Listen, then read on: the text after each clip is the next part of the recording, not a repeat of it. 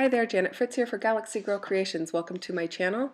Today I'm working on a 12 by 12 layout that I did for Calvin Ball, and it is going to have some mixed media on the background. I'm going to start out by punching one of the long edges of this pink paper with a notebook punch, so it looks like it's been ripped out of a notepad. And then I'm going to go ahead and do the mixed media. This layout is a companion to a double page that I did several months ago with for Stretch the Sketch series.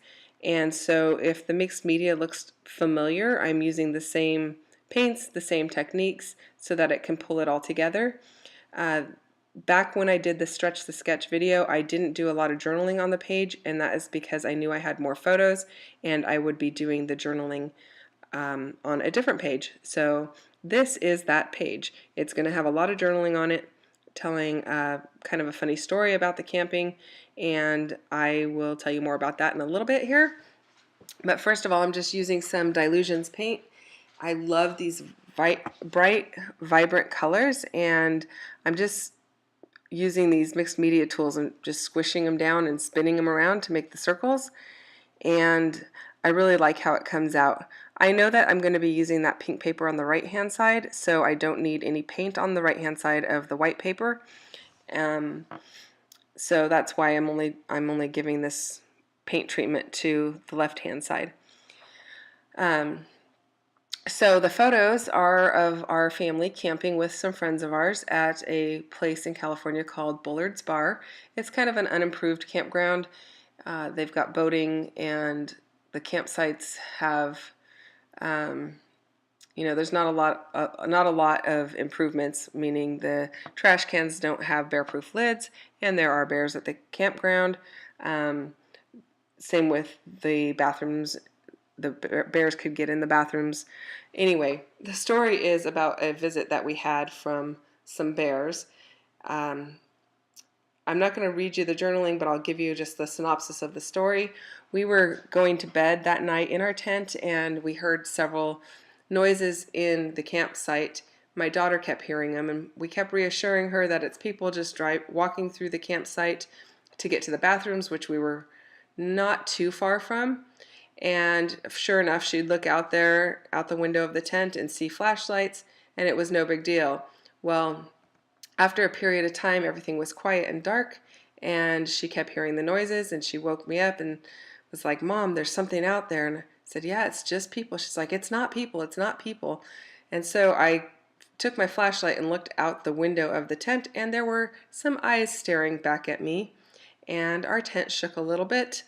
And I woke my husband up, and he just basically sat up, and I told him what had happened, and he just basically sat up and screamed "bear" at the top of his lungs. And so there was quite a racket outside. Our coolers got knocked over. Anyway, the bears ran off, and then both my daughter and I were like, okay, we both need to go to the bathroom now, because of course it's probably scared the pee out of us. And my husband's answer to that was to pee in the laundry bin, because we were not going to be going to the bathroom with bears out there. And my response was, heck no, I do the laundry. I'm not peeing in a laundry basket. And so basically, my daughter and I, we hopped in the truck, which is a big diesel truck, started up the truck in the middle of the night, drove 500 feet to the bathrooms, used the bathrooms, and then had to drive all the way around the campground, because there was no way I could back up the windy, narrow road late at night where I couldn't see. So we probably woke the whole campground up, but that was the story that I was documenting here, and I wanted to make sure I got it down on paper, because it was quite an experience. Probably the funniest thing was my son slept through the entire thing. My husband screaming at the top of his lungs, the whole interchange about going to the bathroom. My son never knew what was going on. Anyway, the people we were camping with gave us a really bad time for being so noisy that night, and the funny thing was, the next night the bears came and visited their tent, and they were noisy. So it was definitely one of those once-in-a-lifetime experiences, you hope. And So I wanted to make sure I had that documented. So here I've just backed my photos with this black paper. You saw me put some washi tape down at the edge of where the pink paper has the border punch, and then I also wanted some washi tape below that striped border, or the striped strip of paper that's running horizontally, just to draw it all together. And I think pretty sure washi tape was on the list for Calvin Ball. I don't really have the list that Calvin Ball had as the rules for this particular time period. I started off really strong doing quite a few layouts. I got sick and did not do layouts again after getting sick, and for Calvin Ball anyway. I kind of gave up with keeping track of all of the points. It ended up taking me longer to track the points than I really wanted to spend on that part of it. I just figured, you know, if I'm being creative daily, then that's really what this is all about. So that's kind of what my goal was. So here you just see me writing out the entire story here, and it is going to take up quite a bit of the left-hand side of the page between all of those polka dots. Now you also saw me take my pen and I doodled around the inside, just inside each circle, so that it gives each circle a border, and I really like how that looks. I like how it just kind of contains the mixed media and gives it kind of a sketchy, homemade kind of feel to it. So now I'm going to layer this 3x4 card, and I think that was another Calvin Ball. Actually, I think the sun was the Calvin Ball rule for that particular element that I put on there. And I'm pulling out some thickers. I know my title's going to be For Real, because this really, it happened for real, was basically what I was thinking for my title. It's kind of like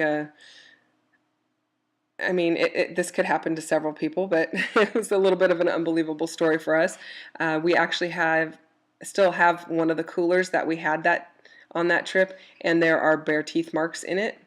So, yeah, so I wanted to make sure that I kind of captured the odd nature of the story.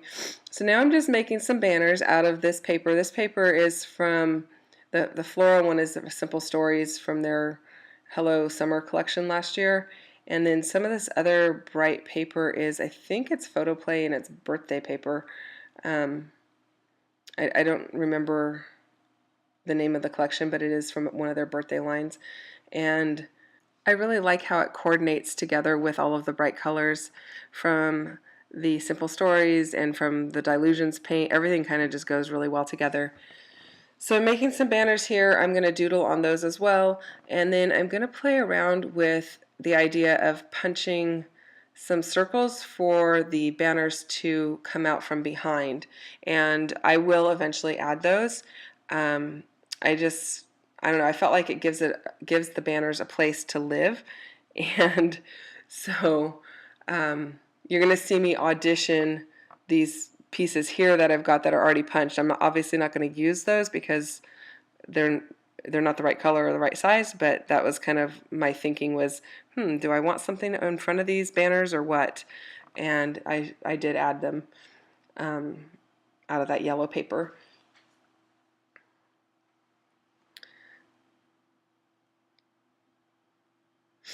When I add these banners, I like them to come out and not be exactly all lined up. I like them to kind of look like they, I don't want to say haphazardly live there, but so that they're, you know, maybe different lengths or overlapping kind of. It looks a little more natural to my eye, so that was the thought on those. And when I adhere all of my stuff down, I don't use a ton of adhesive because I want to be able to pull things up and tuck things under, and it's really helpful. I can always add a little more adhesive later, and you'll see me here trim down these yellow circles so that they fit underneath my photos. And then I will also be doodling on those circles to give them a little bit of a border and tie everything together. And when I say doodle, I'm just kind of making an outline around each one of the objects. I'm not actually doing any scallops on those scallop circles. I'm just doing the circle portion to give it that shape. And it can be messy. I usually do go over each element twice so it doesn't look like you're trying to make a straight line. If you go over it twice, it kind of looks like it's supposed to be messy, or maybe sketchy is more of the correct word. I'm going to add a little adhesive to these thickers, and then I'm going to add some enamel dots, and that's pretty much going to do it for this layout. So stick around for the close-ups. They'll be along in just a few moments. And thank you so much for watching. Thanks for your time. If you enjoyed the video, go ahead and give me a thumbs up down below. And if you're not a subscriber, I'd love for you to subscribe. And thank you if you are a subscriber for subscribing to my channel. I'll see you next time.